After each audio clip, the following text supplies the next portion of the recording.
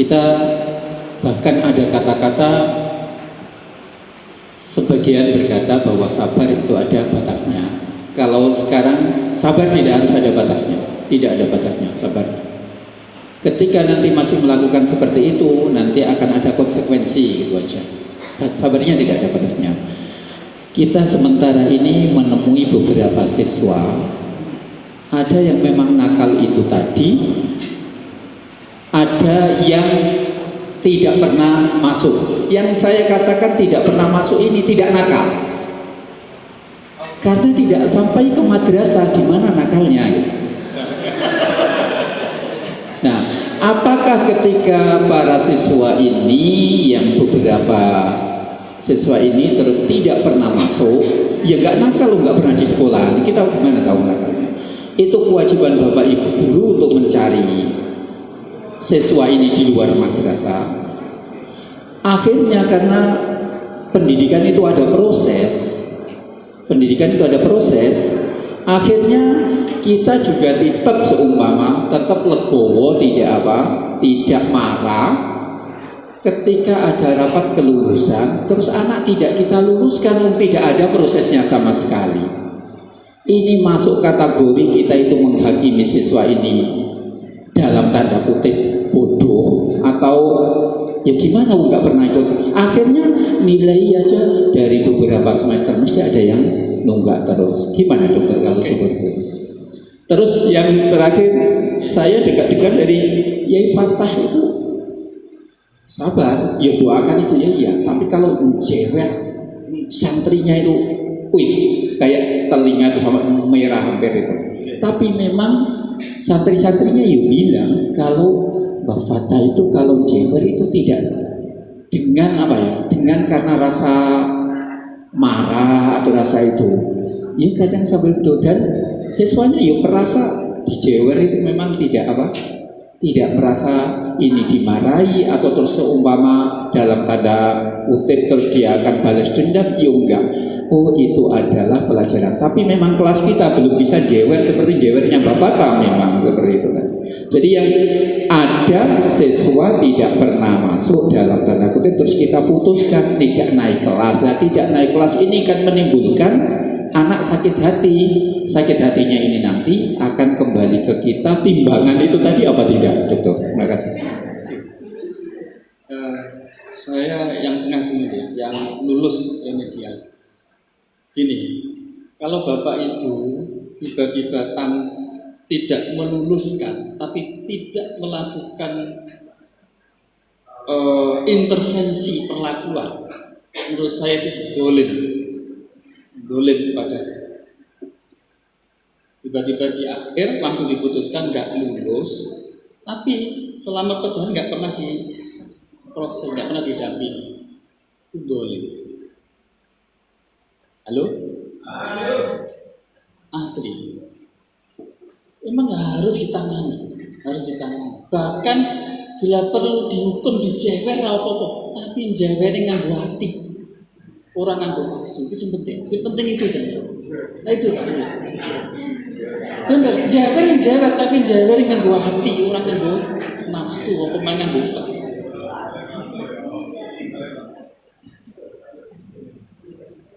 Ini tentang hukuman. Oke, saya beralih ke hukuman sedikit.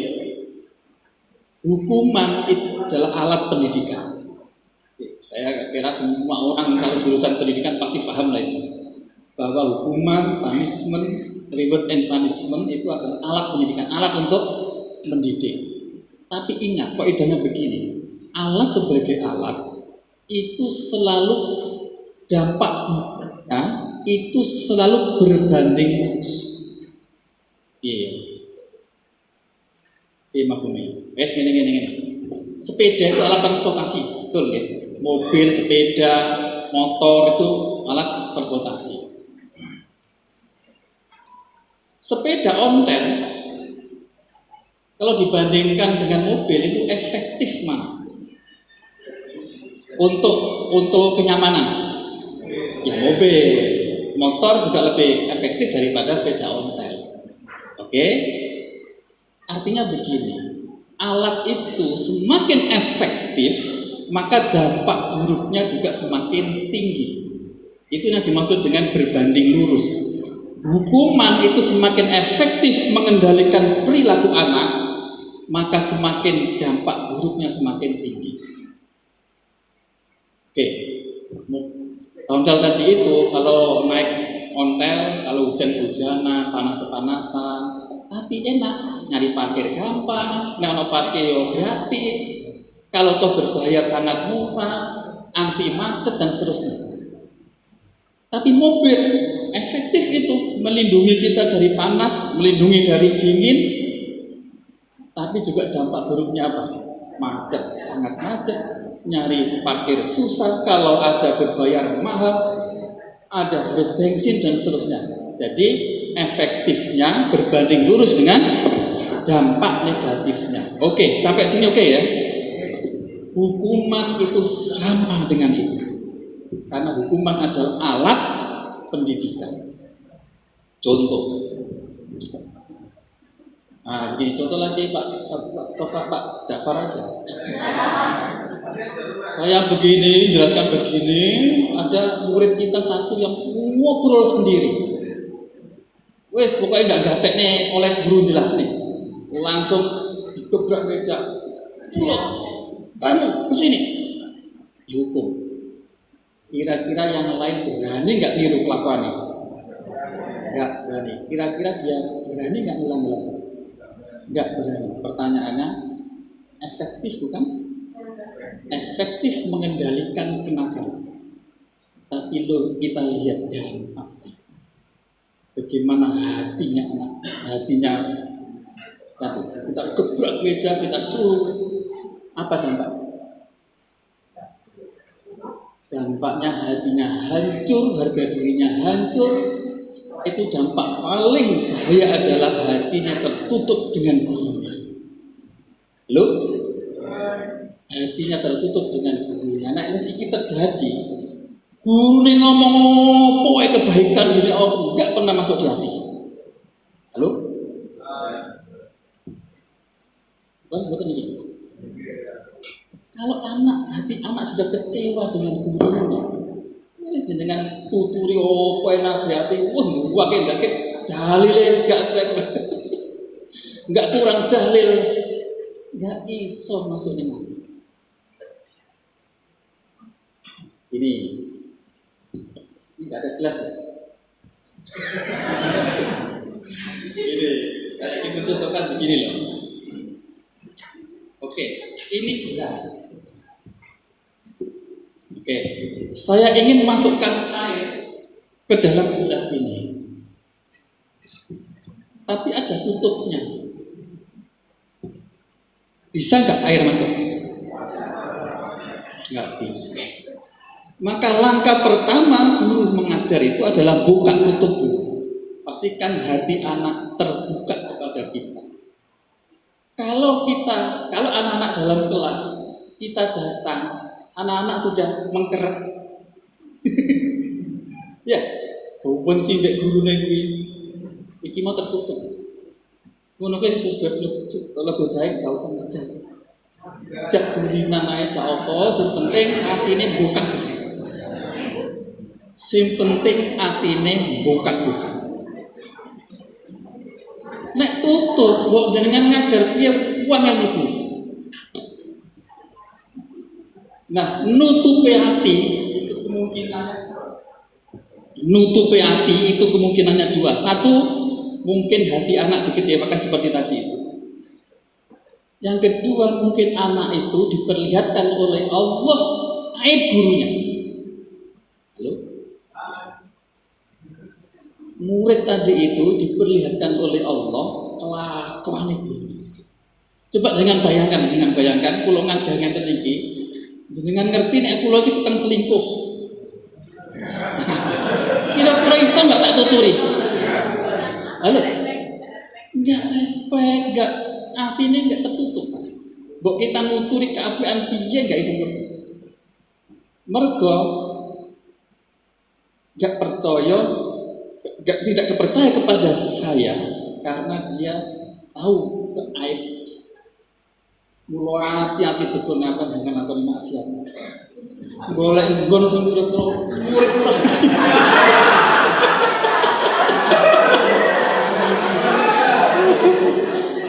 Wis salah. Syukur-syukur ditingkatkan lagi. Silakan melakoni maksiat sakarepmu. Cari tempat kira-kira Gusti Allah enggak pirsa. Wis kuwi obate.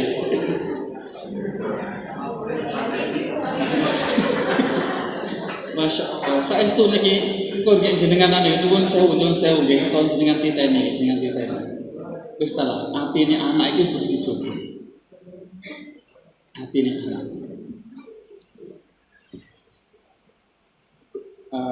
Imam An-Nawawi itu ketika mau sorokan kepada gurunya, Imam Nawawi itu sorokan kepada gurunya ketika mau berangkat. Itu Imam An-Nawawi itu sedekah kepada orang tapi atas nama gurunya.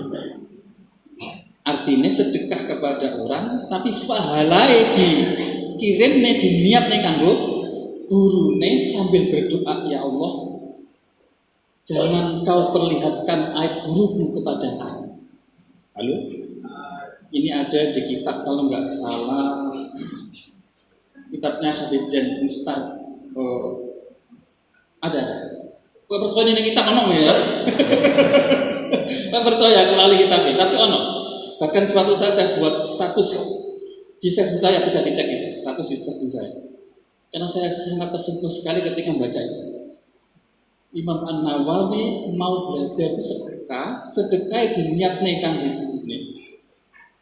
Sambil berdoa kepada Allah, ya Allah, jangan kau perlihatkan aib guru saya kepada saya. Kenapa? Karena dampaknya dahsyat.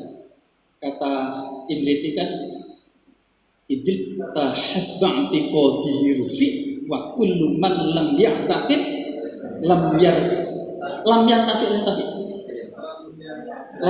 wa kullu man idzil fatahasba'ti qadihi rufi wa kullu man lam ya'taqid lam yantafi. Idil fatahas ba'di qadir, setiap orang tergantung keyakinannya. Wa kullu man lam orang yang tidak yakin kepada gurunya lam yantafi, ilmunya tidak akan manfaat. Orang yang tidak yakin kepada gurunya, ilmunya enggak akan manfaat. Santri nek enggak yakin, enggak percaya nang gurune karena melihat Allah guruku itu tukang selingkuh. Coba. Iso nggak ilmu langsung? Karena penyakit yang mana yang selingkuh, Pak. Lalu ini ya penyakit apa ya? Kalau kita selingkuh,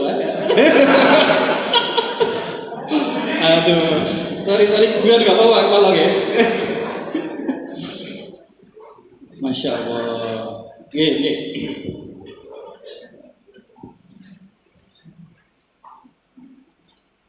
Itu hukuman ya. Jadi hukuman semakin efektif kita gunakan untuk mengendalikan kenakalan anak, dampak buruknya itu juga akan dahsyat.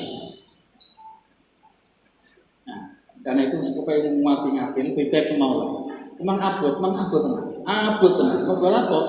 Guru itu pandangannya itu dipandang lebih tinggi daripada murid. Mula dia itu manut kemudian. Nah, ini kan kesombongan namanya. Padahal dalam konsep pendidikan Islam, guru murid itu adalah sama. Nanti dicek di Ihya. Gini, guru itu butuh murid untuk mengamalkan ilmunya. Coba jangan bayangkan, dengan pinter gak punya murid, iso gak ngamalin? Gak iso. Berarti guru butuh murid. Murid butuh kepada guru untuk meningkatkan kapasitas diri dan kompetensinya. Terus gitu. Berarti kedudukannya apa? Potong nggak gitu? Sama dari aspek sama-sama membutuhkan. Yang ngomong apa ngerasa dibutuhne murid. Ya dadi niki wong sombong, nek gak dihormati muring-muring. Halo? Nek nuturi gak dikatekne muring-muring. Iku sing ngerusak atine guru akhirnya gak ridho, kemudian dadine ilmune anak gak manfaat. Mamula cara gak manfaate ilmu yo perkarane gurune jane. Halo. Orang kok jangan ditujukan kepada muridnya. Masalahnya begini, masalahnya jenengan itu layak dihormati apa enggak gitu loh. Halo? Coba suatu saat merenunglah, diukur dirinya, aku ki layak enggak sih dihormati oleh guru? Dihormati oleh anak-anak. Wong aku ki enggak jelas. Jelas itu peneng jelas ning swarga. Mau bisa jadi 3 tahun kemudian saya misalkan gini, naudzubillah, saya berubah menjadi kurang ajar, mati suul khotimah, siapa yang menjamin? Itu baik antara guru dan muridnya. Tidak ada jaminan sebelum kematian. Itulah siapapun tidak boleh sombong kepada siapapun. Halo? Ini pengajian tentang ini.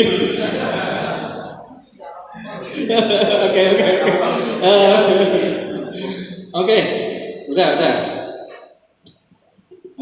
Itu tentang hukuman tadi Pak. Mbak Fata, saya kira itu yang jewer sampai merah itu karena hati Pak. Akibatnya apa? Anak gak akan dendam. Anak gak mungkin kemudian gak terima terus dia kalau hati. Jadi boleh menghukum, boleh jewer, boleh, tapi jewer dengan hati, jangan dengan. Sayyidina Ali ketika bertarung dengan orang kafir dan hampir saja dibunuh. Kemudian orang kafir ini meludah kepada Sayyidina Ali. Akhirnya pedangnya ditarik, gak jadi dibunuh. Tahu kenapa alasannya? Tahu alasannya kenapa? Sayyidina Ali khawatir membunuhnya itu kecampuran nafsu dendam. Lalu itu Sayyidina Ali dan jenengan lembur. Tapi tidak kesaupan. Tapi titik-titik pirang persen kudu nyuntuh. Nek gak nyuntuh para itu sapa maneh. Kalau enggak sekarang siapa lagi? Kalau enggak kita kapan lagi?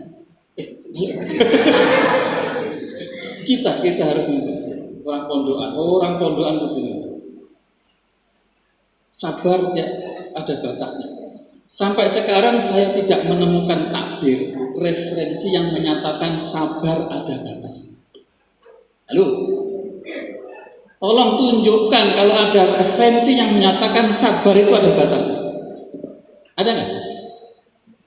Ayo, saya berani menantang kalau ini, karena Ihya sudah saya baca.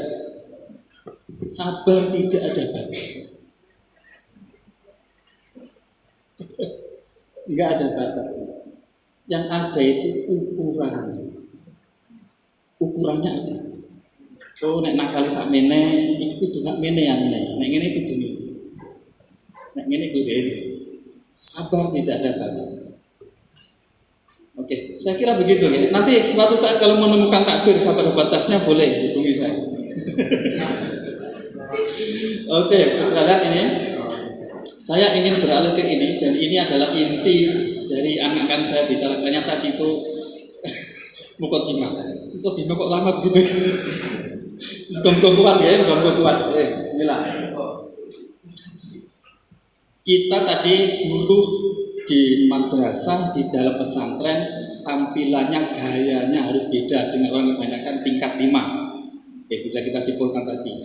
Sekarang ini madrasah mesti harus berbeda dengan sekolah.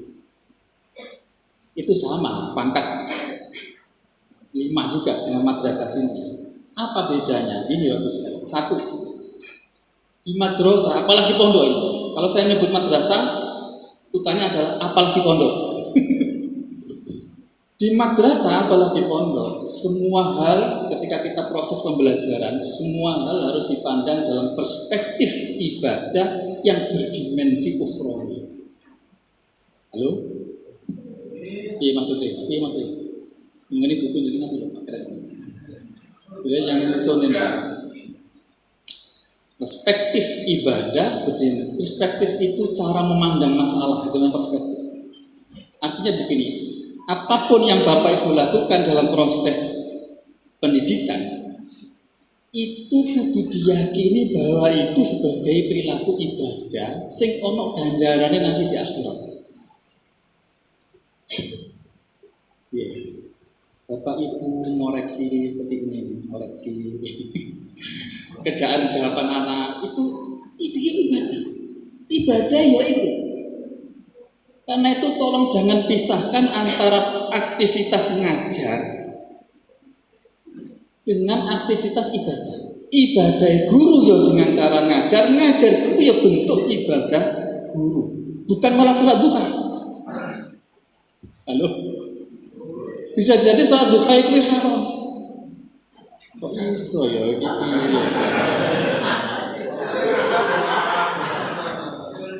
Ini dibongkar, mari kita buka. Fikih. Bapak Ibu, ini kita lihat ibadah. Bahwa apapun yang Bapak Ibu lakukan itu perspektifnya ibadah. Ibadah bahkan ibadah wajib, bukan ibadah sunnah. Dari mana wajib? Tinjauannya fikih begini. Mbak, Mas siapa yang PNS? Enggak PNS. ASN PNS. Oh, gak ada separuh. Oh iya, ngaku lah, nggak usah Oke, ganti sekarang non PNS atau honorer atau apalah, pokoknya non PNS. Coba. Lebih banyak apa ya? Lebih banyak non PNS. 58 yang non. Oke. Begini. Tolong didata ya.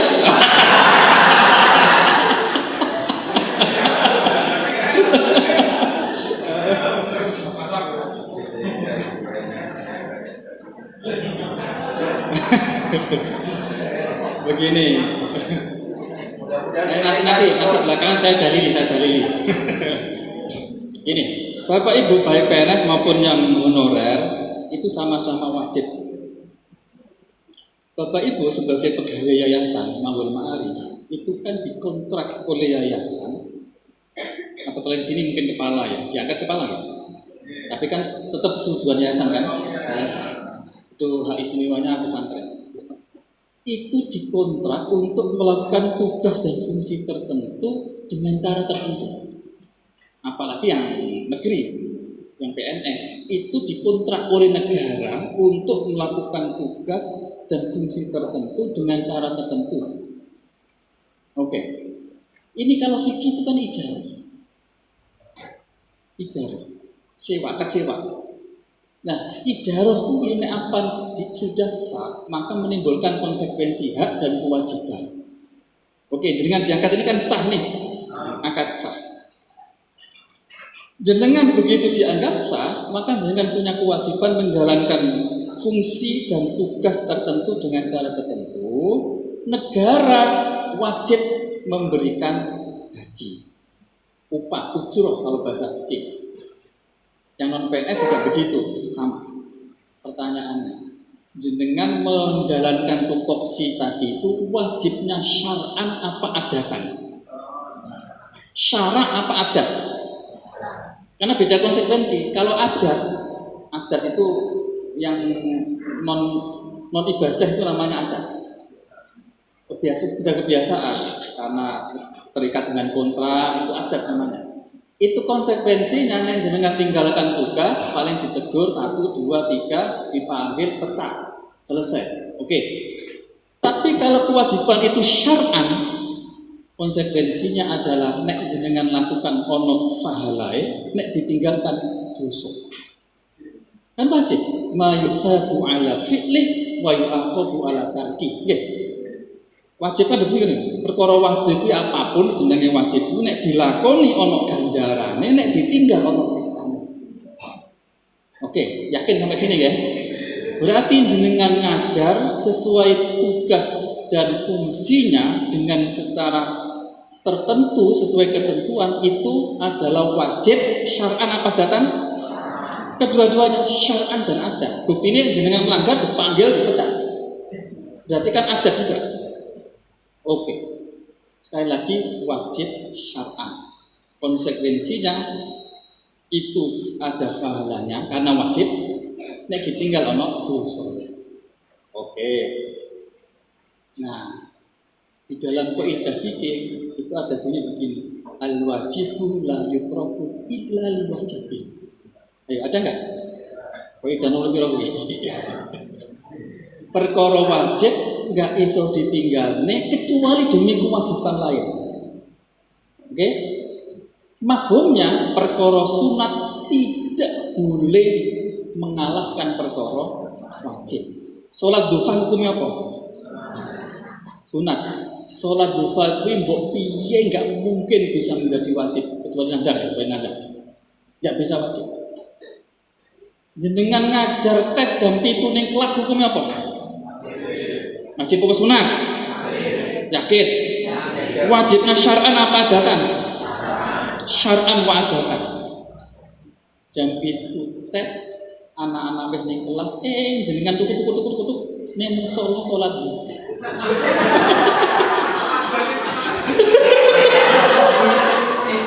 Salat duha kuwi maksiat, hukume haram syar'an. Halo. Salat duha kuwi haram maksiat. Aku mempertanggungjawabkan ucapan saya. Itu perkara sunnah.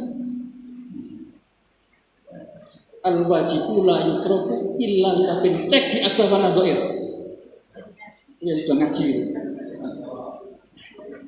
Saestu ini masya Allah. Artinya begini Bapak Ibu sekalian, kalau cara mikir kita itu dihubungkan dengan agama, dengan ukhrawi, beres urusan sekolah Pak. Halo Pak Kepolo. Kalau semua ini cara mikirnya itu ukhrawi, utan madrasah selesai. Masalahnya di sini nih. Nah, cara mikir begini ini yang perspektif ibadah. Itu ya Allah nek bisa kita lakukan ya. Pengaruhnya itu luar biasa. Otomatis etos kerja guru itu selesai. Anak-anak. Halo, kok jadi tegang begini ya? Mohon maaf. Saya takut lagi. Enggak, ini penting. Karena begini. Saya itu merasakan betul betapa dunia pendidikan kita itu meninggalkan urusan begini-begini. Dunia pendidikan kita itu sudah cenderung memisahkan antara urusan akhirat dengan urusan pendidikan. Belajar, ibadah ini sesat, dolun mudilun. Itu produk londo.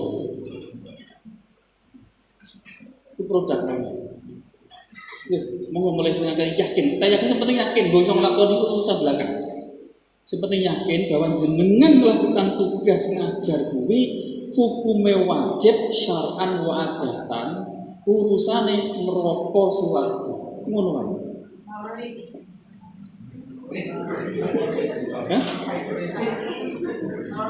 Nah, begini. Bisa jadi Bapak Ibu tengah malam bangun, kemudian mengoreksi soal yang arek-arek kuwi. Iku luwih apik tinimbang jenengan salat duha tahajud. Salat duha. Bisa jadi, saya orang bisa jadi ya. Bisa jadi waktu iya bisa enggak. Tapi saya cenderung iya. Jenengan mengoreksi itu luwih apik tinimbang qiyamul lail. Kok iso? Kok idahnya nih? Laki-laki udah fikir nih. Al-ibadatu al-muta'addi khairun minal ibadatil lazimah. Terus Pak, cek Pak.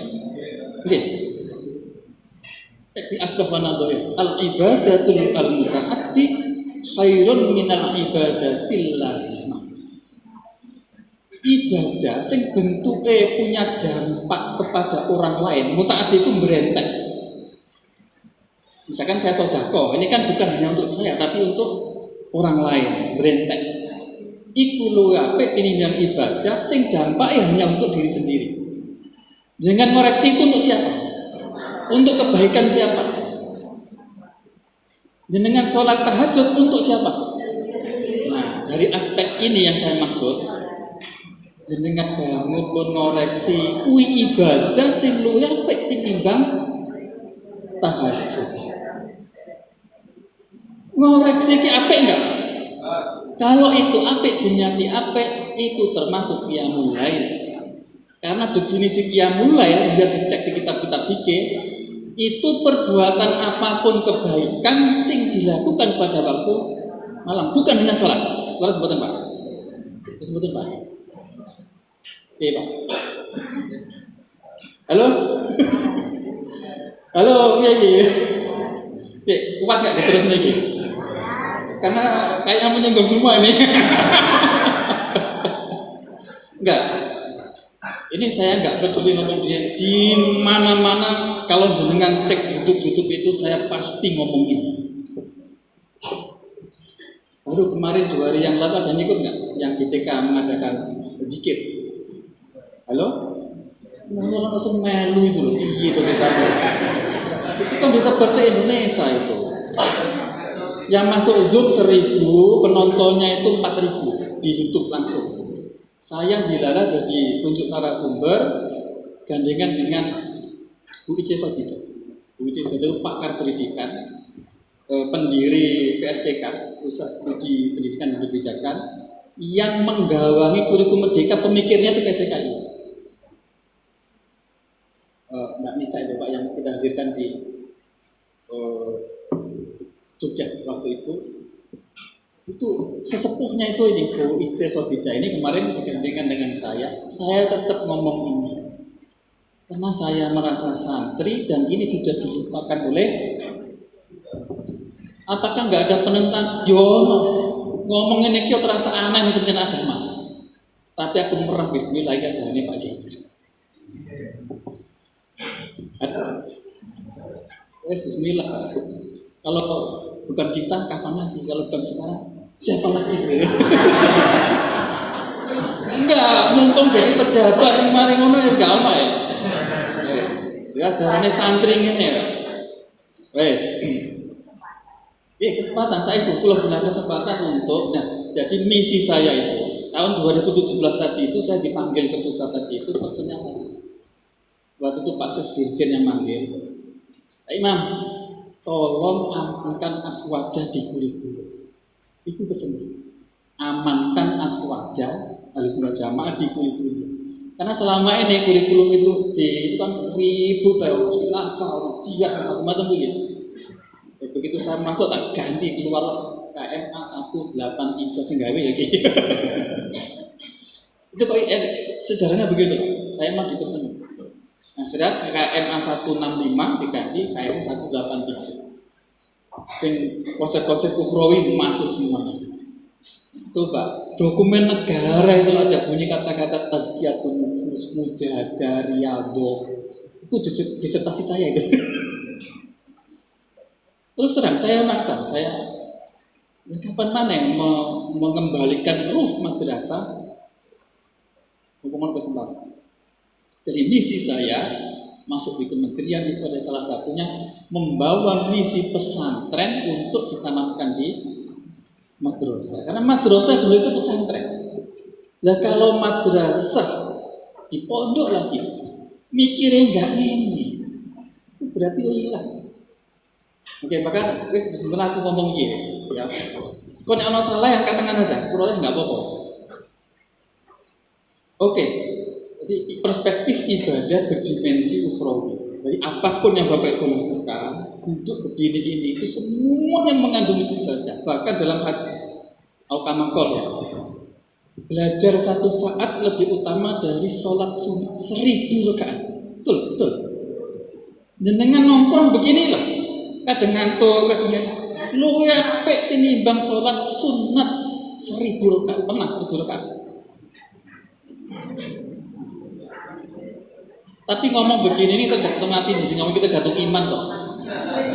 Itu tergantung iman dan hidayahnya, dengan punya iman, yakin dengan akhiratnya di Allah. Ya hidayah muncul, kalau enggak ya wala. Oke, Jadi mulai sekarang tolong tidak dipisahkan lagi. Semua aktivitas jenengan itu adalah aktivitas ibadah. Wis ta. Dan yang menyelamatkan kita itu menunggu. Oke, sekarang begini. Bagaimana kalau perspektif anak-anak? Apakah termasuk ibadah? Perspektif anak-anak. Apa termasuk ibadah juga? Kalau belajar jelas lah ibadah. Tapi begini. Ini analisis saya. Kalau nggak setuju boleh angkat tangan. Anak-anak kita yang belajar, apapun itu jurusannya, ilmu apa yang dipelajari. Sekarang lihat HP ya.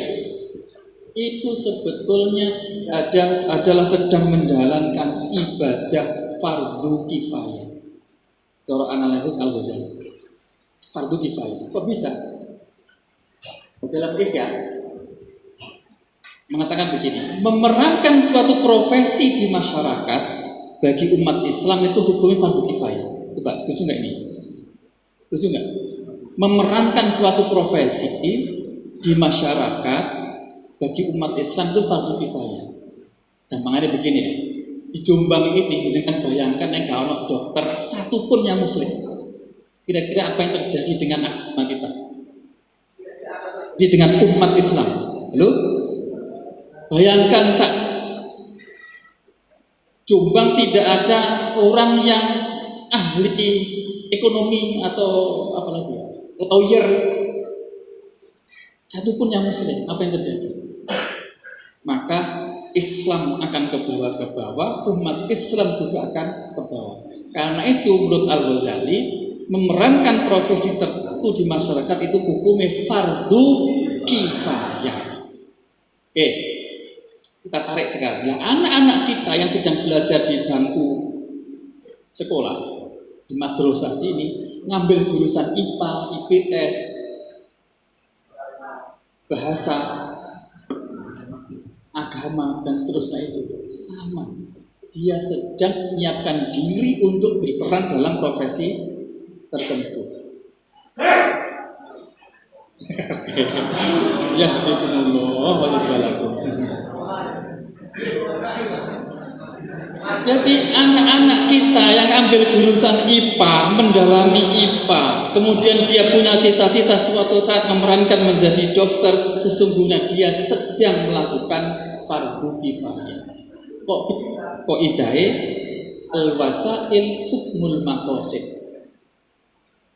Al-wasail hukmul maqasid. Perantara itu hukumnya sama dengan tujuan. Kalau tujuannya menjadi dokter dan itu hukumnya fardu kifayah, berarti belajar getu ning kelas menyiapkan keson hukumnya apa? Fardu kifayah.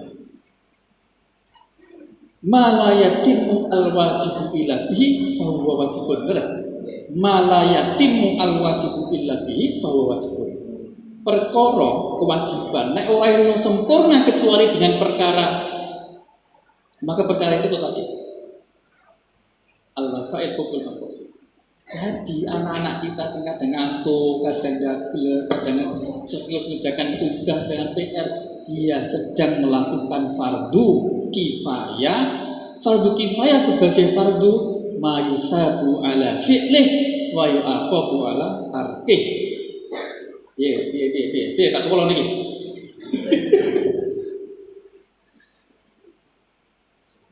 Nah, coba nih, kalau jenengan yakinkan kepada anak-anak kita bahwa dia itu sedang ibadah, melakukan, kira-kira berani curang nggak?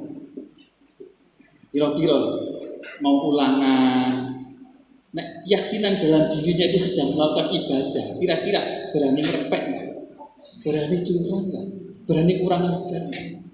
Lagi-lagi kembali kepada perspektif cara pandang ibadah yang berdimensi ukhrawi. Mikire itu mikir akhirat. Dan apa guru ngajar kok mikire dunia apa? Sekalipun halal.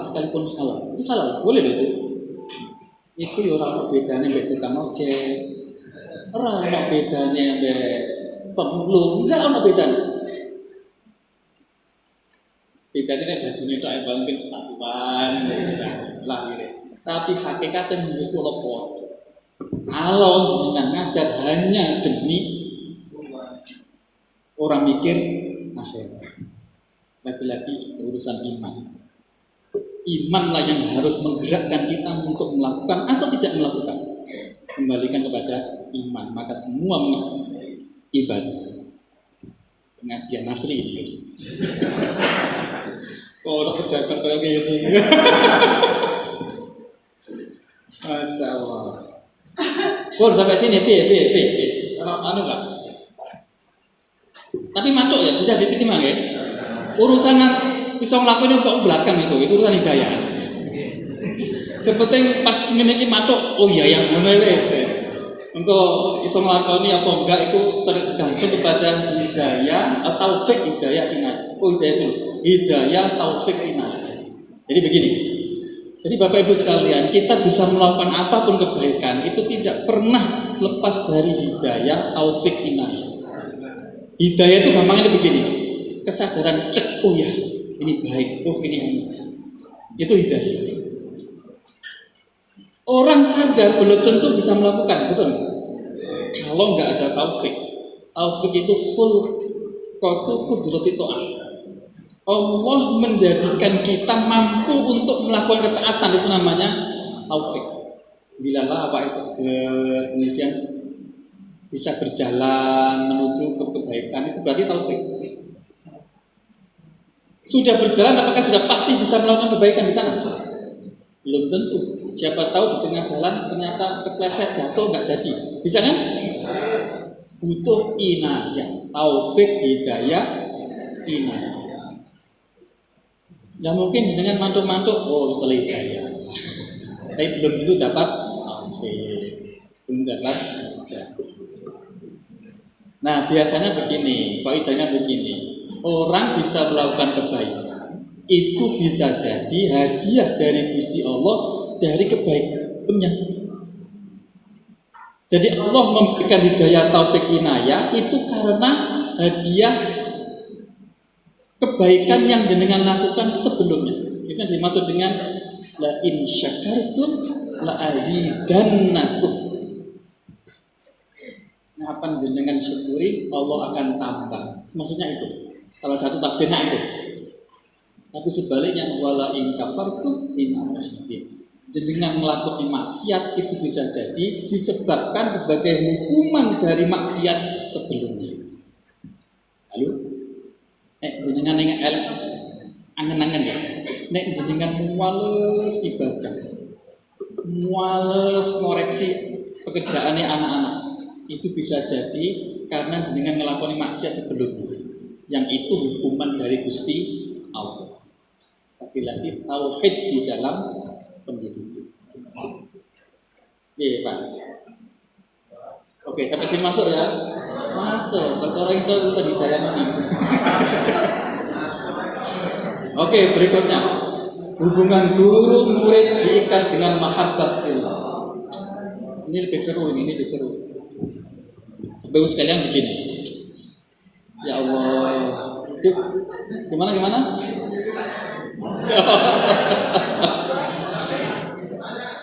Ya Allah.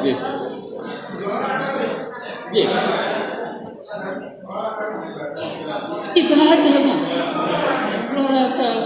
Nah, gini. Untung dengan singgung begini kok idahnya. Olahraga itu ibadah apa enggak? Ngajari olahraga apa enggak? Ini caranya. Al-Ghazali, laki-laki Al-Ghazali, kenapa ya? Jadi Al-Ghazali itu ternyata begini. Memang ya, Al-Ghazali itu membagi ilmu itu ada yang ilmu agama, ilmu umum. Tapi apakah ilmu din, apa ilmu ukhrawi, ilmu dunia ukhrawi itu belakang. Dilihat dari sumber, kalau sumber hadis berarti i. Ilmu itu sumbernya bukan karena hadis berarti enggak i. Contohnya IPA biologi itu bukan dari hadis toh. Nah, oke. Tapi untuk dianggap sebagai ilmu duniawi apa ukhrawi bukan itunya. Artinya. Iya.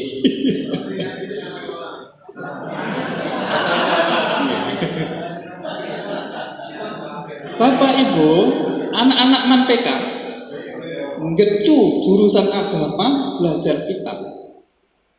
Di dalam bisik niatnya, wah, saya kepengen jadi dai terkenal, tampil di TV, banyak yang mengundang, honornya mahal. Pertanyaannya, itu ilmu yang dipelajari itu duniawi apa ukhrawi? Murni duniawi sekalipun yang dipelajari agama. Halo, saya sampaikan lagi, murni duniawi sekalipun yang dipelajari ilmu agama. Sadis sekali dia. Innamal a'malu binniyat. Wabah tergantung niat. Niat dunia dari dunia. Ini kok ida ini. Langsung ini. Ini. Nih. Bapak Ibu sekalian. Kenapa tadi saya sepanjang omongan saya selalu mengaitkan dengan ukhrawi? Karena fakta kehidupan kita seperti ini, Ibu sekalian. Ini buatan saya sendiri. Kita hidup ini posisi seperti ini. Ini nyimpang sedikit tapi penting. Ini kita di dalam kandungan di sini ini lambangnya 9,10. Oke, 9 bulan 10 hari di sini. Oke. Ini kita belum ada. Melalui kerjasama yang sangat baik antara bapak dan ibu kita.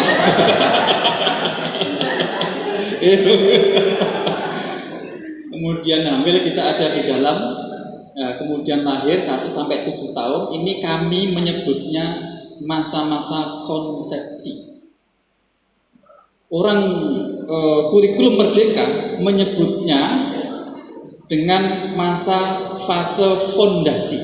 Oke, artinya begini, kalau ingin kita mengkonsep anak itu baik apa buruk secara dasar, maka itu jauh sebelum pernikahan itu sudah dimulai. Kalau kita ingin mengonsep anak kita itu nanti jadinya apa, itu jauh sebelum pernikahan sudah dipikirkan. Calon ibunya anak-anak itu piye? Nah, calon bapaknya anak-anak itu piye? Itu dipikirkan. Mula anak di zaman dia hasil akhirih, tapi pesan Kanjeng Nabi tetap siji. Fal far bidzatiddin. Jadi ini sering ada orang yang salah paham ini. Kanjeng Nabi itu cerita kalau orang menikah itu bisa jadi karena li jamaliyah, hasabiyah, malihah, diniha. Itu cerita. Tapi perintahnya Kanjeng Nabi adalah fal far bidzatiddin. Ora kok ngumpulne kabeh. Golek bojo ya sing kowe, sing ganteng, sing anake jos. Sopo sing oleh. Tapi aku milih. Ketika masa kehamilan pun dikonsep, jangan sampai ketika hamil kemasukan barang haram. Daging yang terbuat dari darah haram, makanan haram, maka an-naru aula. Jadi anak itu kalau dagingnya haram itu jalannya saja ke kiri. Padahal surga itu belok kanan lurus saja.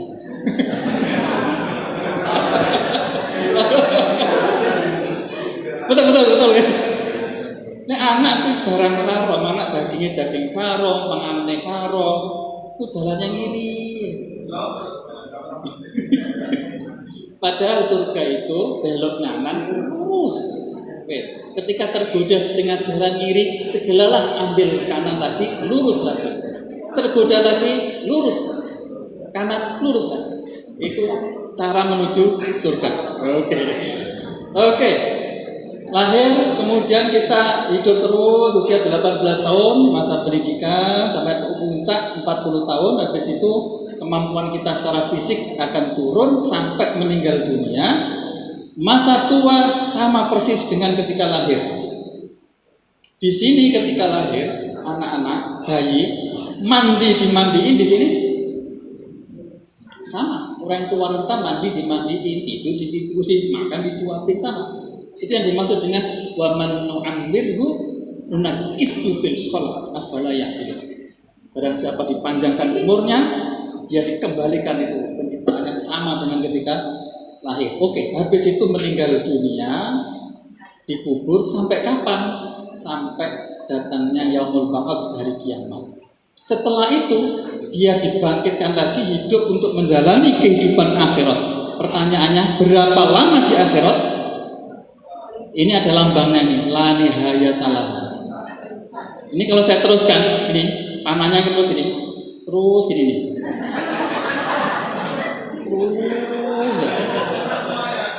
Terus nggak ada batasnya. Pertanyaannya, oke, sekarang begini. Kalau begitu, hidup yang sesungguhnya itu di mana? Di sini apa di sini? Di dunia apa di akhirat? Yakin? Yakin mulutnya apa? Kalau yakin, mestinya itu keyakinan itulah yang mendorong beramal dan tidak beramal. Itu yakin.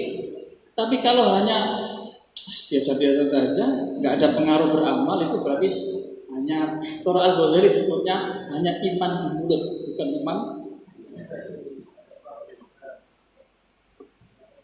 Saya berdiri gini, ini dorongannya ya iman, bukan dorongannya JP, uang. Kalau jenengan ngajar didorong oleh dapat honor, itu berarti namanya yang mendorong itu dunia. Tapi kalau ngajar ini ada pahalanya besar, nanti di akhirat begini, saya ingin mendidik, memberikan manfaat kepada anak-anak, dorongannya itu berarti namanya dorongan iman. Maka itu termasuk ibadah. Jadi bidu sekalian, antara urusan duniawi dengan ukhrawi itu pembedanya di hati. Karena di sini ada lambang hati. Oke? Jadi antara urusan duniawi dengan ukhrawi itu pembedanya di hati. Kaidahnya begini. Apapun yang Bapak Ibu miliki dan lakukan, kalau itu orientasinya qoblal maut, maka itu duniawi. Oke? Sebaliknya apapun yang Bapak Ibu miliki atau Bapak Ibu lakukan ketika di dunia, kalau diorientasikan ma ba'dal maut, setelah mati, itu berarti urusan ukhrawi. Halo? Ini agak berat ini materinya nih. Kanjeng Nabi itu dawuh, al-kaisu man dana nafsahu wa amila lima ba'dal maut. Al-kais itu orang cerdas, orang yang lipat, orang yang al-kais, orang yang cerdas apa sih? Mandana nafsu, orang yang bisa mengendalikan nafsunya, wa amilah lima ba'dal maut. Apapun yang dilakukan untuk orientasi mabadal maut, itu yang dimaksud dengan ukhrawi. Itulah kenapa kemana-mana saya mengkampanyekan ukhrawi harus masuk dalam dunia pendidikan. Halo? Ukhrawi, mikir ukhrawi. Jadi urusan duniawi itu jangan dipisah dengan urusan ukhrawi. Kita harus mengantarkan anak-anak kita untuk bahagia di dunia sekaligus akhirat. Kata-kata dunia akhirat ini harus diucapkan dalam satu tarikan nafas. Coba praktekkan. Mengantarkan bahagia di dunia sekaligus akhirat. Satu tarikan nafas. Ngelakoni dunia, ya itu akhirat. Jangan ngajak, itu akhirat. Jangan koreksi, ya itu akhirat. Halo? Ini yang dimaksud. Sehingga apapun itu dampak nanti di akhirat. Tergantung niat. Innamal a'malu. Tapi kalau Al-Ghazali niat itu gak kena dipaksa. Gak kena dipaksa. Contohnya ini. Bapak Ibu pengen berompos nggak? Nah, gak kepingin kan? Kenapa gak kepingin? Karena gak tahu. Jadi orang itu tidak mungkin kepingin kalau dia tidak tahu. Jenengan tidak mungkin kepingin sate, gak tahu apa itu sate. Leres. Artinya apa? Dorongan niat kepingin itu pasti dia tahu. Baru muncul. kepingin niat. Niat itu kan qasdus syai' muqtarinan bil fi'li. Nek kepingin itu belum niat sebetulnya. Tapi kalau tekad kuat untuk mau melakukan itu baru niat namanya. Tapi itu dorongannya pasti iradah dulu. Jadi ilmu muncul iradah muncul niat muncul amal. Amal didorong oleh ilmu yang memunculkan keinginan. Dari keinginan itu mendorong untuk melakukan sesuatu, itu namanya niat. Kemudian baru melakukan. Normalnya seperti itu Al-Ghazali. Jadi niat itu enggak bisa dipaksa. Jenengan tidak mungkin melakukan apapun diniatkan untuk akhirat, enggak yakin akhirat itu penting. Halo? Enggak yakin kalau akhirat itu penting. Saya tunjukkan ya kenapa akhirat itu penting. Satu, akhirat itu enggak ada batas. Kalau jenengan enak-enak terus. Nek di dunia enak paling pol ya seusia hidup. Rata-rata 63 tahun, bisa kurang bisa lebih. Oke?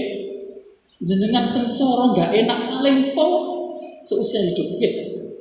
Tapi neng akhirat ada batasnya. Satu. Konon kenikmatan di akhirat itu hakiki. Kalau di dunia itu nisbi. Nisbi itu relatif. Relatif itu tergantung. Contoh, bakso enak nggak? Enak. Satu mangkok enak. Oke. Aduh laki-laki. Oke, bakso enak. Tambah satu mangkok enak. Masih enak. Tambah 3 mangkok enak. Mulai enak. Tambah 4 mangkok enak. Nah, tambah 5 mangkok. Dengar saja nggak mau. Betul nggak? Pertanyaannya di mana nikmatnya bakso?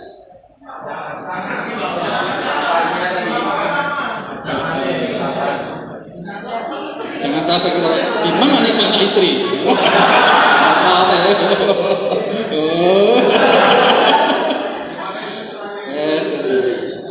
Nisbi, cepat, terbatas. Tapi di akhirat konon makan bakso pertama, yang kedua lebih enak daripada pertama, yang ketiga lebih enak daripada kedua, ketiga, keempat lebih enak daripada, habis itu kenyang, bilagian makan lagi, keenam lebih enak daripada itu akhirat. Halo? Terus pertanyaan sing jenengan golek sing ndi? Halo? Sing jenengan golek sing ndi saiki? Yakin.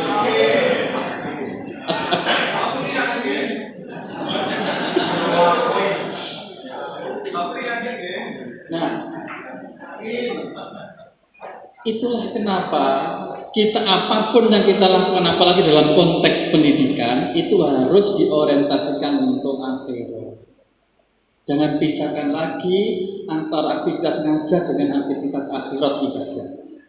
Dan sesuatu menjadi ibadah dengan dua hal. Satu, lakukan dengan cara yang baik. Lakukan dengan dorongan niat yang baik dan lakukan dengan cara yang baik. Wis kuwi loro kowe nanti jadi akhirat.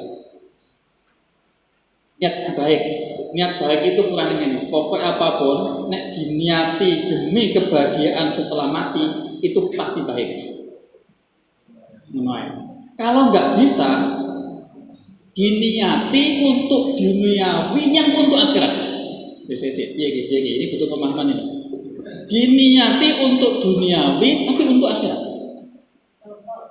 Contoh. Belajar ngapain demi untuk menjadi direktur, menjadi dokter, menjadi apa? Itu dunia murni. Tapi kalau saya belajar, saya harus bisa menjadi dokter. Saya menjadi dokter, saya akan abdikan kedokteran saya untuk agama, nusa, bangsa. Berarti dunia sekaligus. Menurut maksudnya? Saya kudu sugih, tak bekerja, aku kepengen beli mobil. Mobil saya pakai untuk ini akhirat. Berarti mobil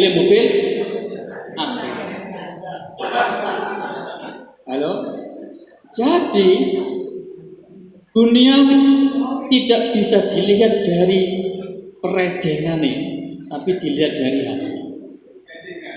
Casing tidak.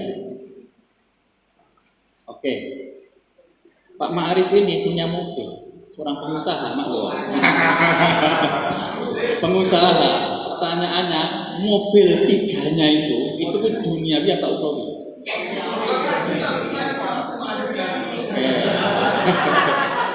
Pak Ma'arif punya 3 mobil. Pertanyaannya, mobilnya, kepemilikan terhadap mobil itu urusan duniawi apa ukhrawi? Nggak bisa dipastikan. Duniawi ukhrawi tergantung ning atine Pak Ma'arif. Saya ngomong begini ini duniawi apa ukhrawi?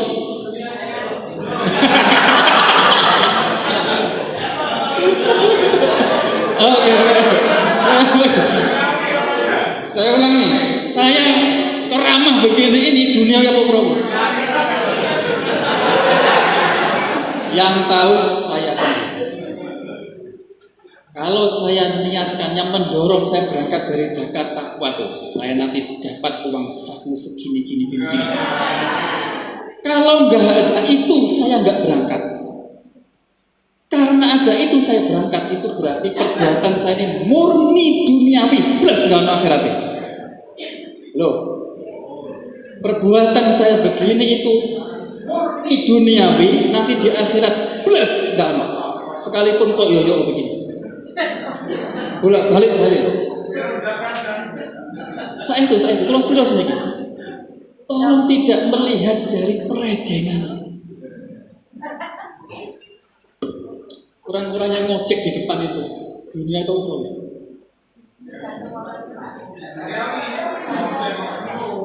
Jawabnya tetap tergantung dengan hati ini diri. Kalau dia niatkan bekerja, saya harus menghidupi anak istri. Kalau nggak bekerja dapat murni ukhrawi. Padahal ngojek. Halo? Orang khutbah, saudara-saudara atimu wa rasul. Dunia apa ukhrawi? Dunia apa ukhrawi? Halo?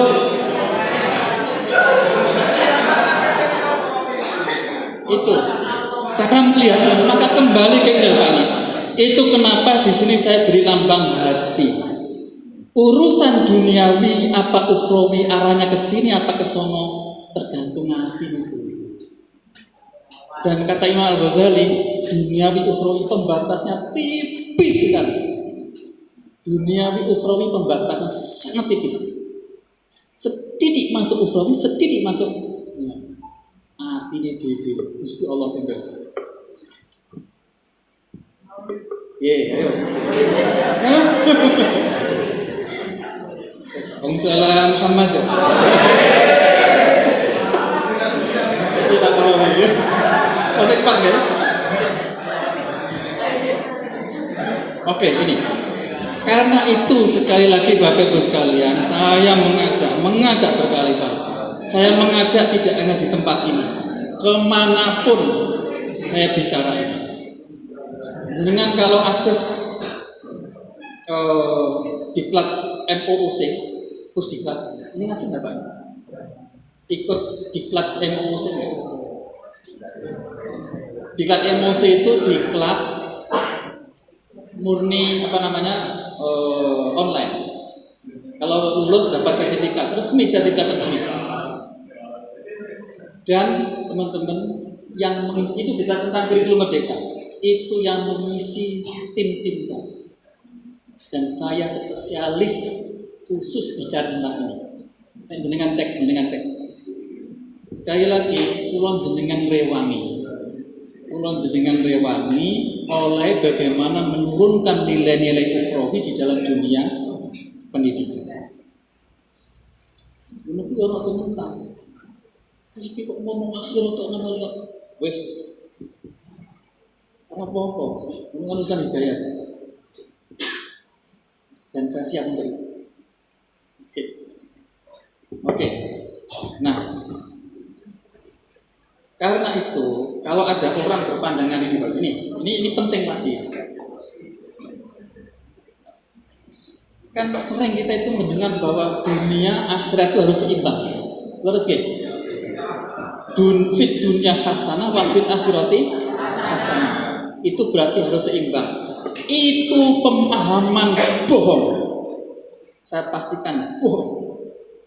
Kecuali kalau cara memaknai seperti ini. Mungkin dunia akhirat imbang. Wal akhiratu khairul laka minal ula. Akhirat lebih baik daripada ula dunia. Wal akhiratu khairu wa abqa. Mana mungkin kok imbang piye ngono? Mikire piye ngono? Bohong itu. Kecuali cara memaknainya begini. Nah, gini. Secara manusiawi kita itu lahir jebret. Itu ditakdirne kecenderungan duniawi itu lebih besar daripada ukhrawi. Ini saya gambarkan kecenderungan duniawi 95%, ukhrawinya hanya 5%. Ini jelas ini dari Quran. Bukan itu yang hubbus syahwat. Zujina lin-nasi hubbus syahwati minan nisa wal bai'il akhir itu kan dunia kan itu. Zujina lin-nas. Memang manusia itu siku. Hubbus syahwat seneng wedok ada itu manusia wis iki. Nek ana wong lanang gak wedokan wis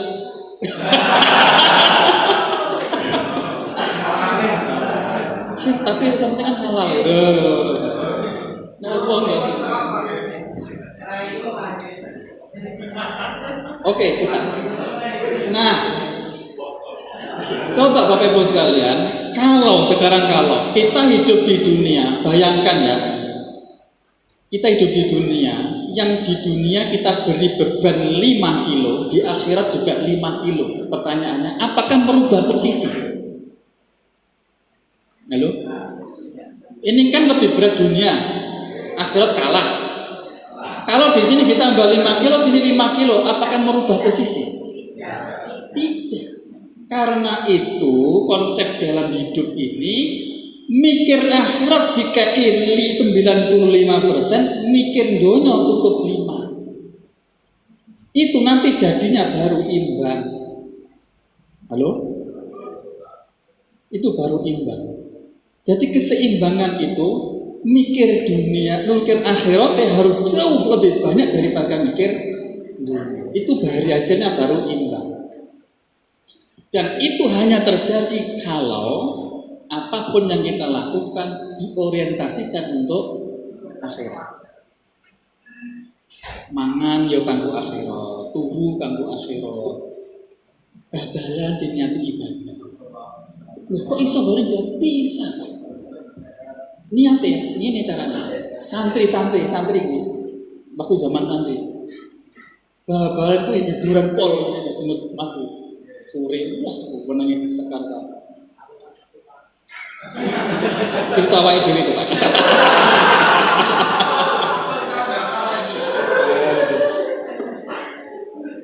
Babalan niate untuk mengembalikan kebugaran konsentrasi ngaji. Dan ibadah enggak? Ibadah. Babalan itu ibadah. Itu enak santri. Jalan-jalan nang Bung Cino. Kan gue ilmu stres neng kamar penat ben kok bengi mulai ngaji ini stres lagi. Jalan-jalan itu ibadah. Mergo al-masail hukmun innamal a'malu insyaallah. Kamu lo nggak usah anti-anti yang baik dina nabe seneng nggak usah anti-anti yang penting duitnya. Orang Gus Bahak wis lah arek itu seneng-seneng nih sing penting halal. Orang seneng mbek perkara haram wis untung-untungan zaman saiki ya. Orang seneng kepuasan antara perkara halal itu stop zaman saiki. Apalagi diniati untuk ibadah. Oke, jadi konsep keseimbangan begini itu yang dimaksud dengan Robbana atina fid dunya. Tahu lihat cek tafsirnya. Tafsirnya tidak imbang, Pak. Tafsirnya fid dunya hasanah itu ternyata dunia untuk akhirat itu fid dunya hasanah. Halo? Fit dunya hasanah itu ayat dunya lil akhirah. Kalau dunya lil dunya itu bukan hasanah. Wabtaghi fima ataqallahu darul akhirah wa la tansa nasibaka minad dunya. Carilah olehmu kepentingan dunia akhirat, tapi jangan lupa dunia. Iku nek cara Mbah Joyo. Ingat Mbah Joyo? Mbah Joyo kuwi guru sepuh dari Lirboyo. Beliau nama aslinya itu Abu Hamid, diberi gelar Joyo Tirto oleh Lirboyo. Karena pekerjaannya itu ngebei olah apa? Jeding dia terus kalong ditambah terus Joyo Tirto. Amit Joyo Tirto. Namanya diabadikan di Patul Buang, ada asrama namanya Joyo Tirto. Itu awal-awal tahun 90-an ngajar di sini, ngajar saya, gurunya Pak Ma'arif, guru saya. Beliau sudah situ kecelakaan sekeluarga. Kita doakan semoga baik-baik saja. Lihat ini al-Fatihah. A'udzubillahi minasyaitonir rajim.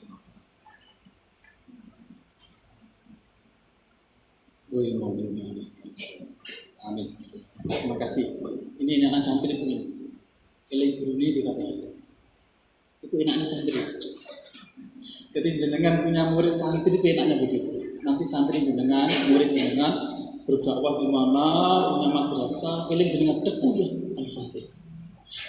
Kepingin betul. Tergantung hati jenengan. Nek jenengan terkesan di hati anak-anak, insya Allah dieling. Nek terkesan di hati anak-anak, insya Allah dieling. Tapi nek apa nih jenengan ngajar gak terkesan, tidak memuaskan pada anak cara ngajarnya, tapi malah memuakkan.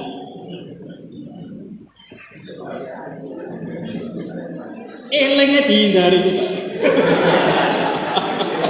Ya Allah, sudah sampai eleng beliau. Sangat dia.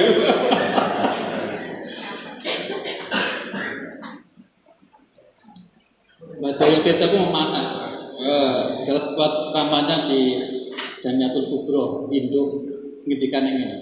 Waktu ada tempatnya begini. Kang Aziz, tolong belikan teh botol soso, ojo lali sedotane. Halo? Wabtaghi fima ataqallahu darul akhirah, tapi walatan sanasibaka minad dunya. Tukokno teh botol soso, ojo lali sedotane. Kang Aziz turun ke bawah tuku-tuku iki bakal sedotan. Gini enggak? Kira-kira tak suruh begitu ke bawah, bawa ke sini, bawa sedotan. Meninggal dunia yang bawa dunia tok, enggak bawa akhirat. Begini enggak? Halo? Itu cara sederhana Mbak Joyo nek maknanya. Tapi begitu kita cek dari tafsir, benar. Walatan sanasna dunia itu digunakan untuk akhirat. Mula nyambung ngambek dawuh Kanjeng Nabi apa? Mazratul akhirat. Ad-dunya mazratul akhirat. Dunya kuwi ladang untuk akhirat, alat. Oke. Wis. Sekali lagi ini penting, ini Masya Allah penting. Nah, balik mana? Hubungan murid mahabbat fillah. Oh ya, tadi jawaban itu. Oke, langsung sini balik sekarang nomor 2, mahabbat fillah. Hubungan guru diikat dengan mahabbat fillah. Artinya begini Bapak sekalian. Jenengan berhubungan dengan murid-murid itu dalam pendidikan, apalagi pondok ya, itu hubungannya bukan transaksional. Transaksional artinya wani piro. Layanan jenengan kepada murid diukur dengan seberapa gaji yang jenengan terima. Itu namanya hubungan transaksional. Halo? Iya. Iki gaji cilik, ngajari cilik deh. Gaji ini enggak genep, ngajari melu enggak genep. Itu namanya hubungan transaksional. Nah, dunia pendidikan apalagi santri, mikirin bangun. Guru ketemu murid itu diikat dengan mahabbah fillah. Hubungan kasih sayang sing padha butuhe. Tadi guru butuh murid, murid butuh guru, memunculkan amal soleh, yaitu proses taklim wa ta'allum. Itu namanya hubungan. Tapi itu pokoknya intinya ngajar itu aja diukur ambek gaji. Itu pokoknya minternya anakku. Ayo. Nggak usah mikir. Itu hak jenengan pasti dapat kok, pasti dapat. Hak tidak hak. Nggak dapat. Itu sing mlebu neraka kepala ya. Sing mlebu neraka. Hak. Ngomong nggak usah terlalu nanti saya enggak. Oke.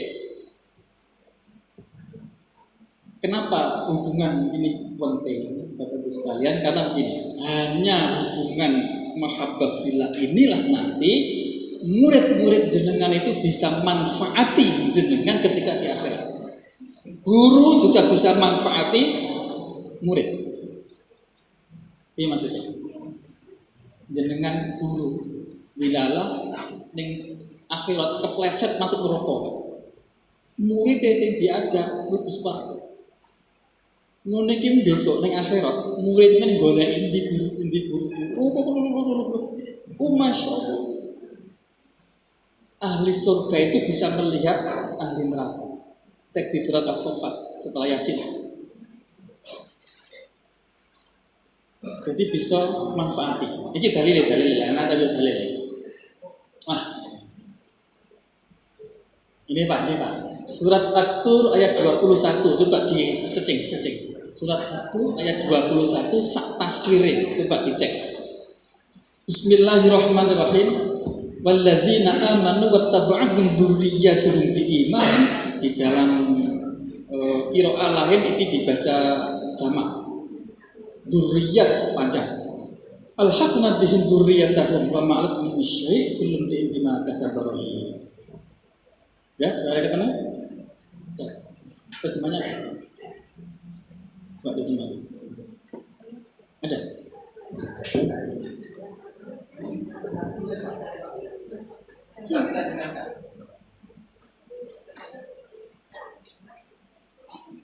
Dan orang-orang yang beriman beserta anak cucu mereka yang mengikuti mereka dalam keimanan, kami pertemukan mereka dengan anak cucu mereka di dalam surga, dan kami tidak mengurangi sedikit pun pahala amal kebajikan mereka. Setiap orang terikat dengan apa yang dikerjakannya.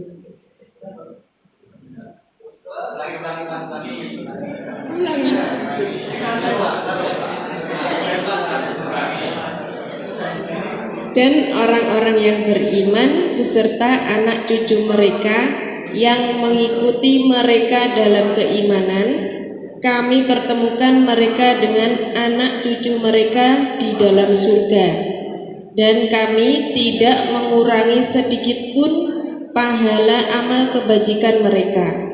Setiap orang terikat dengan apa yang dikerjakannya. Jadi besok Pak, ya anak cucu itu bisa ketemu. Yang menarik itu gini, ayat ini itu kata-kata duriya itu mungge Jalalain As-Sofi ada dua kategori. Ada dzurriyyah bin nasab, tunggal darah, anak cucu buyut cicit wareng dedek siwon tunggal darah.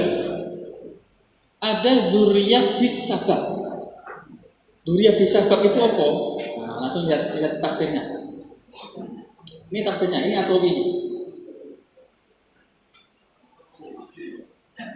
Diwaca kayak gitu. Ini langsung aja ini. Ya kan.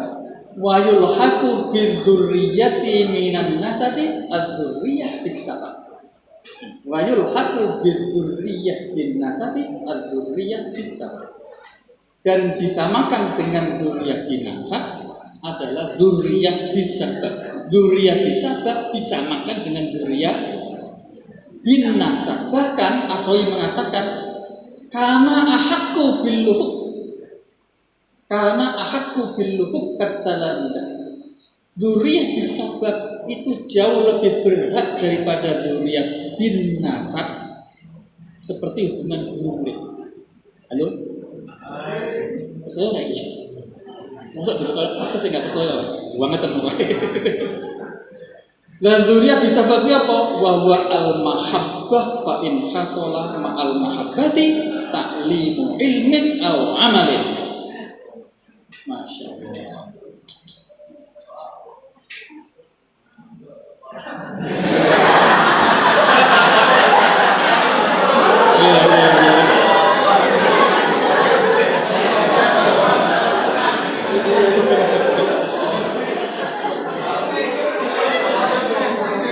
Kelakuan ini menurut gue ya.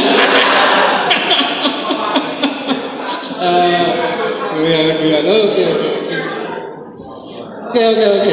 Ini Pak, ini Masya Allah ya. Jadi ini saya buka tafsir tadi ya. Saya ingin menunjukkan tadi ya. Jadi mahabbah fillah itu dzurriyyah bisabab itu perkarane ono mahabbah fillah.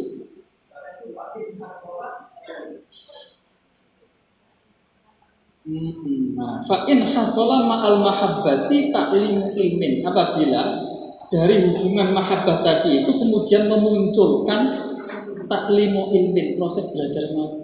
Ya kan jenengan jam iki. Nggih. Jenengan ketemu guru, ketemu murid. Terus di proses pembelajaran. Hubungannya saling menentukan tadi itu mahabbah fillah. Itu yang dimaksud dengan dzurriyyah bisabab.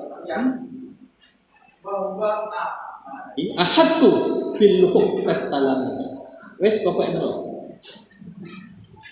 Yang hebat lagi tafsir ini Ibnu Abbas itu meriwayatkan hadis dari Kanjeng Nabi ini. Idza dakhala ahlul jannati al jannata sa'aluhum an ahaduhum an abawai wa an azulahi. Ketika ahli surga masuk surga, mereka itu tolak menanyakan mana istri saya, mana orang tua saya, golek termasuk mana guru saya, mana guru matematika saya, mana guru olahraga saya. digolek. Kemudian dijawab oleh anak ini, fayuqalu innahum lam yudriku ma adrakta. Oh, mereka nggak dapat apa yang kamu dapatkan. Guru kamu itu dulu kurang ajar, tukang selingkuh. Selingkuh lagi. Kemudian dijawab sama anak ini, dijawab, ya Rob, ini ambil tuli walahu. Ya Allah, dulu saya beramal untuk saya dan untuk guru saya Allah. Dulu saya jadi begini gara-gara guru olahraga saya itu ya Allah itu yang bikin saya sadar. Dijawab anak beta. Kemudian apa? Fayuk maru bi ilhaqihim. Fayuk maru bi ilhaqihim. Kemudian diperintahkanlah malaikat untuk mempertemukan dalam satu kamar di surga. Itu pemicu tiga. Apa ini?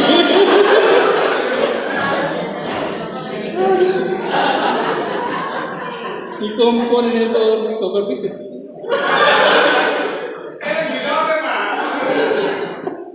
Oke. Kamu ayat ini, hadis ini, suatu saat sepeninggal Romo Yai Zainab, saya dipanggil oleh Bu Zainab, suruh tulis ini. Itu ternyata pesannya Yai Zainab ketika ulang tahun pernikahan beliau menghadiahi ini kepada Bu Zainab. Jadi Pak Kiai Zaidan menghadiahi hadis ini kepada Bu Zainab ketika ulang tahun beberapa ulang pernikahan. Kemudian begitu meninggal, terus ditulis di depan dalam itu kan ada ini. Nah itu saya yang menyuruh nulis, bukan tulisan saya, itu tulisan saya jelek.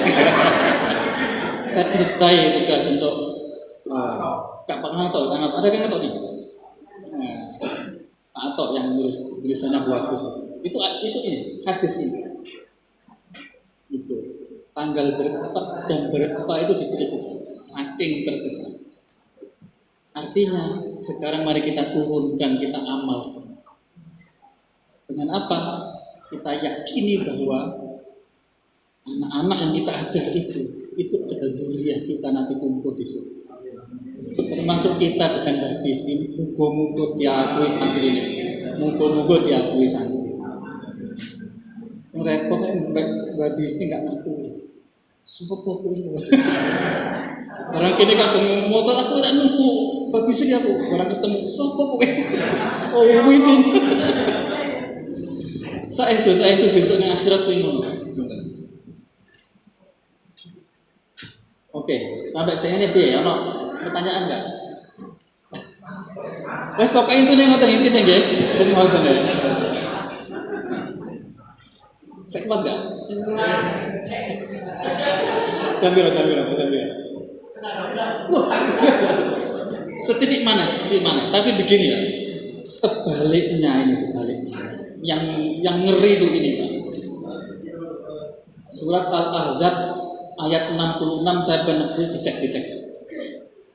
Yauma tuqallabu wujuhum fin nari yaquluna ya laitana ata'na Allah wa ata'na Rasulah wa qalu rabbana inna ata'na sadatana wa kubara'ana fa'adalluna sabila rabbana atin bi'afaini min al-'adab wal amrana kabira.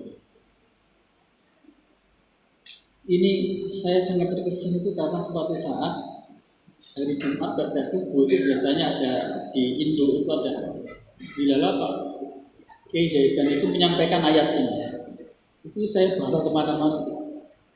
Ini ayat ini. Hari di mana wajah ahli neraka itu dibolak-balikin neraka. Goreng bisa Pak. Labu itu ikut wazan fa'ala fa'id dari takdir. Kalau ilmu sorofi. Bolak-balik. Mereka mengeluh. Ya laitana ata'na Allah wa ata'na Rasulullah. Ya Allah, kenapa saya dulu tidak taat kepada Allah dan tidak taat kepada Rasul. Kemudian mulai protes wakolu, mereka protes Rabbana inna ata'na sadatana. Ya Allah, saya dulu waktu di dunia taat manut kepada sadat dan kubarok saya, tapi fa'adalluna sabila, mereka menyesatkan sehingga saya masuk neraka seperti ini. Nah, kira-kira begitu. Kemudian mulai menuntut Rabbana atihim bi'afaini minal adab wal anhum laknan kami. Ya Allah, timpakanlah kepada guru-guru saya itu ya Allah. Gara-gara beliau ya Allah, saya jadi begini. Timpah dan azab 2 kali lipat dari azab yang saya terima ini. Gak cukup 2 azab wal anhum laknan kabira, dan laknat guru-guru saya itu dengan laknat yang sangat besar. Percaya gak percaya ini Quran? Nah gak percaya siapa Sadat, siapa Kubarok, lihat tafsir.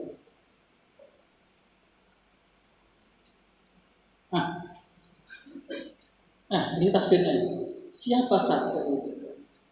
Siapa Sadat, siapa Kubarok? Ini diwocok panjang. Intinya begini. Sadat Kubarok. Sadat itu pemimpin formal. Kubarok itu non formal. Termasuk masyhif. Tua. Jadi yang jenengan ngajar. Ternyata salah menjadikan anak semakin jauh dari Allah. Ya akibatnya ini. Halo? Kok tekan ya bertemu ini? Nek jenengan ngajar dilalah salah. Ya salah itu kemungkinannya 2. Salah itu mungkin yang diajarkan benar tapi cara ngajari salah, sehingga menyebabkan anak semakin jauh dari Gusti Allah, semakin kurang ajar. Dituntut, ya Allah, gara-gara beliau ya Allah. No. Mungkin cara ngajari bener tapi sing diajarne salah. Ngajari tauhid salah. Ngerokok. Dituntut. Oke. Intinya, ya wes monis podo hati-hati. Intinya paling ini adalah pokoknya jenengan ini bahwa perilaku jenengan ngajar kuwi langsung terkait dengan akhirat. Terkait neng akhirat. Mula sing serius, sing tenanan oleh ngopeni santri. Cara ngopeni itu individual ya. Jadi ketika masuk di kelas ini, anak ini potensinya apa ya? Anak ini kekurangannya apa? Ini apa ya? Kemudian diberi pelakuan. Jangan gebiar-biar. Ini sih nggak iso gue pinter ya apa, kelebihan kekurangannya apa. Itu yang dimaksud dengan asesmen awal. Halo? Cara ngajar begitu namanya asesmen awal. Saya ngajar satu kelas begitu, saya titeni ya. Kelebihannya apa, kekurangannya apa, itu gimana. Nah, setelah tahu, guru memperlakukan sesuai dengan kebutuhannya. Kelebihannya di sini, kekurangan oh berarti dia perlu begini. Yang ini kelebihannya ini, oh berarti begini. Itu namanya pembelajaran berdiferensiasi. Itulah inti kurikulum merdeka. Halo. Gak usah pusing-pusing cara memahami kurikulum merdeka. Kurikulum merdeka kuwi nomor loro gitu. Intinya tapi ya nek pernah penik wae. Intine loro kuwi siji asesmen, nomor loro pembelajaran berdiferensiasi. Jadi satu kelas ketika ini, oh kelebihan di sini berarti cara pendekatanku ini. Oh ini. Apalagi sebab akibat dampak pandemi. Dampak pandemi nih Pak ya. Satu kelas begini. Misalnya aliyah kelas 11. Itu kemampuannya dampak pandemi menurut penelitian yang dilakukan oleh inovasi. Itu ada yang kemampuannya itu kelas 11. Ada yang sebagian anak kemampuannya masih kelas 10, ada yang kemampuannya masih kelas 9. Ada juga yang kemampuannya kelas 1. Tapi kelasnya sama. Kemampuannya beda-beda. Pertanyaannya, piye cara ngerambut ini? Tapi tetap menurut peraturan kudu dijadikan satu kelas. Sing kemampuannya kelas 10 nggak boleh diturunkan kelas 10 karena tidak menyelesaikan masalah. Kemampuannya kelas 9 nggak boleh diturunkan, kemudian tidak dinaikkan kelas karena nggak menyelesaikan masalah. Menurut perhitungan ada dua kerugian. Satu, biaya negara mahal untuk gara-gara tidak naik kelas. Yang kedua, daya tampung. Sekolah negeri kan lebih tinggi. Itu kalau ada yang nggak naik kelas, karena berarti ada daya tampung, mas. Sehingga pokoknya naikkan semuanya. Perlakuannya berbeda. Halo? Ini yang dimaksud dengan asesmen awal, asesmen diagnostik, kemudian diperlakukan dengan pembelajaran berdiferensiasi. Bisa nggak ya memprakteknya? Wes, tentang kurikulum merdeka, jenengan nggak usah mikir administrasi. Saran saya pertama ya. Saran saya, pokoknya administrasi itu lupakan saja. Itu nggak ada yang sesat. Oke, kita punya pengalaman bergonta-ganti kurikulum, tidak pernah merubah kelas, tidak pernah merubah suasana pendidikan kita, betul nggak ya? Berubah KPK 2006 ini kelas yang mau cara belajar. Yang berubah bentuk RPP-nya. Nah sekarang lupakan itu RPP. Yang penting adalah paradigma perubahannya. Halo? Ini yang dilupakan guru-guru kita. Terjebak dalam perubahan administratif yang sungguh diinginkan oleh perubahan kurikulum tidak ketangkep. Akhirnya ya podo wae ganti kurikulum 100 ya podo. Berapapun kalau mindsetnya tidak berubah, kiamat kurang rong dino tidak berubah. Saya kemarin ngomong begitu. Dilalah ada peserta Zoom yang menanyakan itu. Langsung kesempatan di sini letak kesalahan guru. Dia terlena dengan mengerjakan hal-hal yang administratif. Padahal ada yang substansif yang harus dirubah di kelas. Nah, inti dari perubahan kurikulum merdeka adalah berdiferensiasi. Itulah kenapa ada fase 1, fase 2, ya, fase A, B, C, ya. Kenapa? Biar fleksibel. Fase E, fase apa itu? F, fase F itu kan kelas 11, 12. Ya. Yang penting jadi bisa ngajarkan ini dulu itu bebas. Sudah disebut kurikulum merdeka, tapi sesuai dengan Alhamdulillah selesai.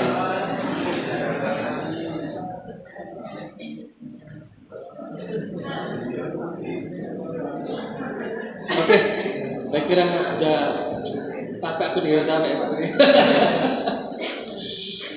Tapi masuk Pak nggih.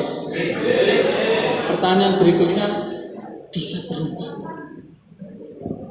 Cara pandang kita kepada anak-anak, cara memandang dalam aktivitas bisa berubah nggak? Halo? Bismillah ya, Bismillah. Ya Allah, nggak bisa lah. Yang paling akhir prinsip sinergi doa. Coba kita budayakan Pak Kepala, saya usul Pak Kepala. Sinergi doa itu begini. Sinergi doa itu. Upaya kita itu kan ya ujung-ujungnya tergusti Allah kan ya. Karena yang muqallibal qulub, sabit qulubana ala dinik, yang bisa membolak-bolak hati kan Gusti Allah. Ya. Karena itu kita coba budayakan nama sinergi doa. Suatu saat orang tua dikumpulkan di tahun pertama. Setiap malam siap makubah kongkong dongakne gurune lan kongkong dongakne anake. Nggih. Anake dikongkong dongakne wong tuane, dongakne gurune. Gurune dikongkong dongakne wong tuane, dongakne murid-muridnya. Coba kalau dilakukan setiap hari, kira-kira misalkan ya kalau repot donga Fatihah aja. Di Fatihai anake, di Fatihai gurune. Wong tua. Anake menfatihai wong tuane, menfatihai gurune. Gurune menfatihai murid-muridé, ya wong tuane kira-kira. Nek ana sinergi doa kita pengaruh.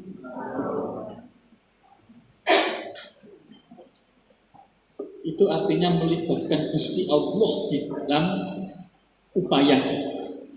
Itu kembali lagi tauhid di dalam pendidikan. Wes itu pesan kula. Ngapunten, mohon maaf. Ngapunten saestu kalau mungkin ada bahasa kata-kata yang enggak enak didengar, menyinggung banyak hal. Semoga aku tetap santri ya, saya tetap santri denanya. Karena itu kalau denanya memanggil rasanya mulai rasanya. Saya juga minta doakan kuat menghadapi semua hal. Karena tantangan pejabat ternyata ya lumayan. Paham. Cukup Pak, kepala ya. Ada pertanyaan atau bertanya? Wes gak kuat nanti. Kalau yang ingin bertanya izin sama teman-temannya.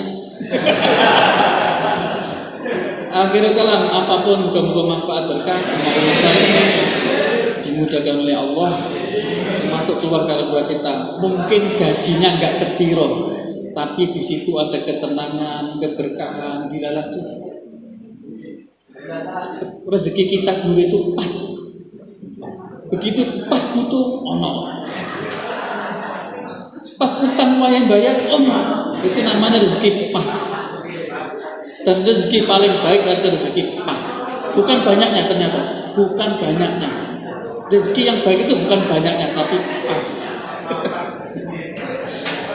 Kita fatihai forum ini. Semoga manfaat. Futuh dibuka oleh Allah Subhanahu wa taala. La dunya wa la Nabi Muhammadin sallallahu alaihi wasallam ala sahabi. Sadaqati basir samsuri wa tinfuri mawdulatihim. Bismillah hadrati muassis Kementerian Agama.